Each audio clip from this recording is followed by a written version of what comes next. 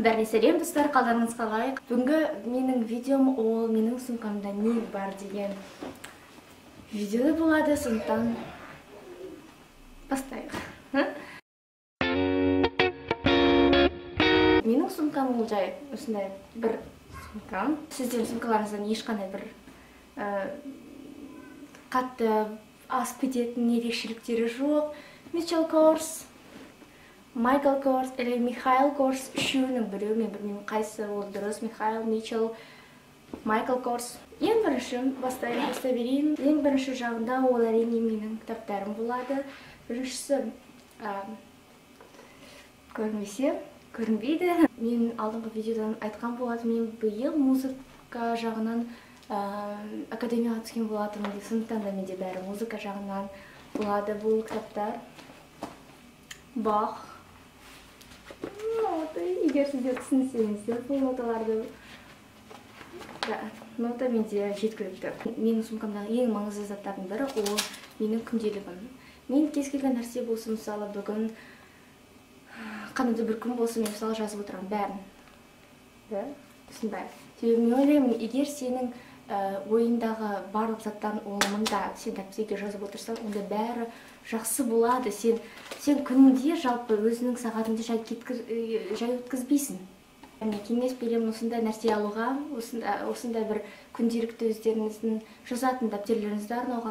Күніне мысалы мен бүгін домбырада ойнаймын, кітап оқимын, мындай десе, онда сіз дәптерге қарап, сондай істейсіз міндетті түрде. Себебі ол дәптерге жазылған нәрсе мида сақтаудың керегі жоқ. Мида сақтаудың әрине жақсы нәрсесі бар, бірақ дәптерге жазылған ол мың есе артық және өте жақсы, өте пайдалы.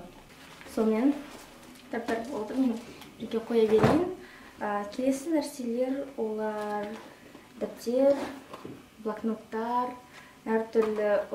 Мен сондай жақсы көремін блокноттарды. Менде үйде просто мыңдаған блокноттар бар. Нота дәптерлері. Ішіне нота жазатын музыкалдық тебереме музыка жағынан нота жазатын дәптерлер.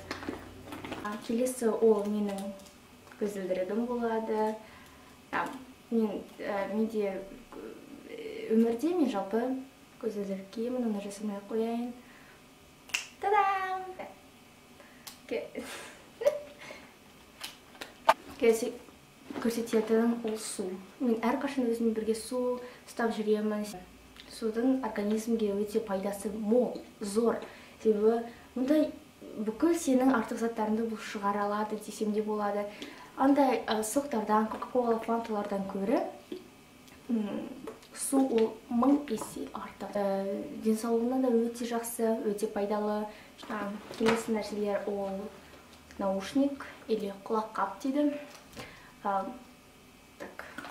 Мен күнде шатасып жүреді менің наушниктерім. Біреуі осындай бір обычный, біреуі күнделікті. Және кейде мен осындай датағам. Құлағым кішкене ауырады, мұнда көп тыңдауға болмайды. Бірақ музыка бұл кезде өте жақсы беріледі, өте жақсы түсінесің. Ал мұнда әрине бұл кішкене дауысы басымырақ. Келесі көрсететінім ол кітап. Әдет, өзіме бірге кітап алып жүрудің себебі сен кітап алып жүрген кезде бір сабақта, мектепте болсын, бізде көбінесе сабақтар болмай қалады. Сол кезде біз қолымызға бір 15 минутты кітап алсақ, біз кішкене білім қосамыз бұл жағынан. Әрқашан өзіме бір кітап алып, бір қоңырауда болсын, кішкене бір абзац қана оқысан, білім. Келесі ол салфетка, влажная салфетка дейді.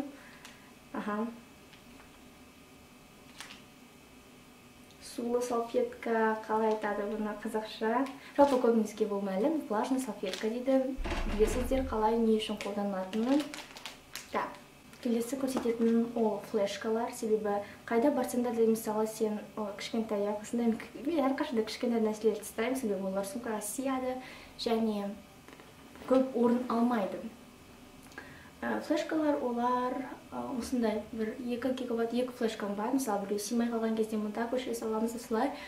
Бұл қандайда бір жерге барсын, мысалы бір конкурсқа барсын, бір мектепке бір нәрсе керек болса айтады, флешқа барма, мысалы бір нәрсені салып жүрейін. Сол кезде әртүрлі заколкалар, қыздарға арналған, әрине қыздардың шаштары әрқашанда жүреді жан жақта.